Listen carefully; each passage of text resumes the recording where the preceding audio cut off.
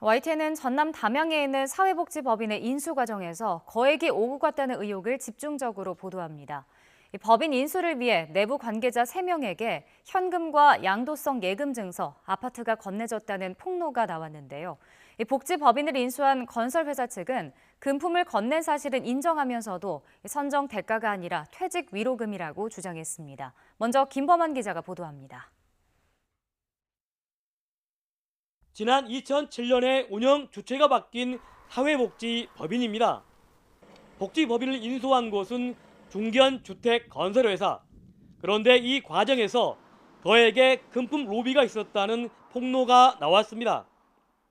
저희들이 한 1인당 3명이 한 5억 정도를 해주면 좋겠다고 제안을 했어요. 그러니까 그쪽에서도 흔쾌히 그렇게 그 제안을 수긍을 하고 이제 수차례 만났죠.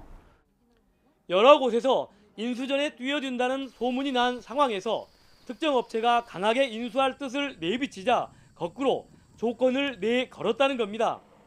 금품을 받은 당사자로 지목된 사람은 복지법인의 비상대책위원장과 관장 직무대행 등 모두 3명입니다. 인수 과정에 깊숙이 개입한 건설업체 전 관계자 A씨는 선정 한 달 뒤에 3명에게 무기명인 1억 원짜리 양도성 예금 증서를 건넸다고 실토했습니다.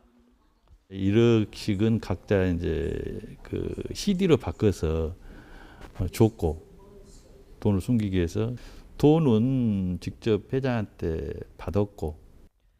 이어 2달 뒤에는 운영팀장과 비대위원장에게 추가로 현금 2억 원씩을 더 줬다고 말했습니다. 두 사람한테 2억씩 4억을 줄 때는 직접 현금을 차에다 실어가지고 직접 전달해 줬죠. 등기부 등본 확인 결과 아파트도 오간 것으로 드러났습니다. 지난 2009년에 입주한 광주 신도심에 있는 아파트 단지입니다. 앞서 언급된 3명에게는 이 아파트 34평형 한 채씩이 부인 2명과 어머니 앞으로 각각 등기가 됐습니다. 아파트가 건네진 시점은 복지법인이 넘어간 1년 7개월 뒤였습니다. 복지법인을 인수한 건설회사 측 역시 아파트 등 금품을 건넨 사실은 인정했습니다. 하지만 이사회에서 선정된 뒤에 건네 대가성과는 전혀 무관한 퇴직 위로금이라고 반박했습니다. 그런데 3명 중 2명은 법인 주체가 바뀐 뒤 퇴직했지만 1명은 12년이나 더 근무한 것으로 나타났습니다.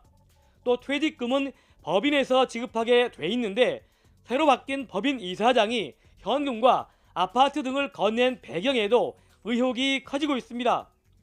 YTN 김범환입니다.